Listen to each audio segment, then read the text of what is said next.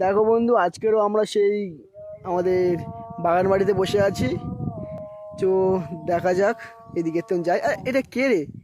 Style মারতে মারতে আসছে, দেখি তো। হ্যাঁ, আরে এ তো সেই মালটা ভাইরাল হয়ে বাবা। এ থাম থাম থাম থাম।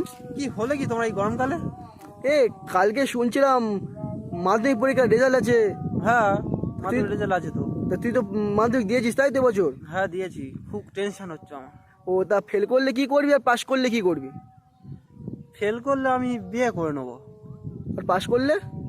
সেই আগেকার মতো কচি কচি মেয়েগুলো নিয়ে ফের সিনেমা হলে যাব।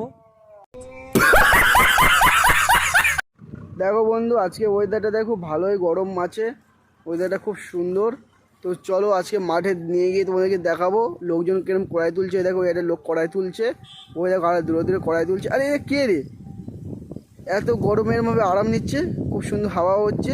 চলো ওর কাছে গিয়ে প্রশ্ন করবো আজকে যে এত গরম পড়ার কারণটা কি। আরে এই তো ভাইরাল ভাই বাবাই। আরে থাম থাম থাম থাম থাম থাম। কি হলো কি তোমার? তোকে কোশ্চেন আছে, করবো? করো, যা গরম পড়তে যে ভাল লাগছে না, করো তাই। তো এত গরম কেন পড়ছে? এই প্রশ্ন তুমি উত্তর জানো না? না, বল দেখি। তা বলতেই শোনো। বল। রাতে করে সূর্য মামা মামির সাথে প্রচুর ঝগড়া করতেছে, তার গরমটা ফেলতেছে আমাদের উপর।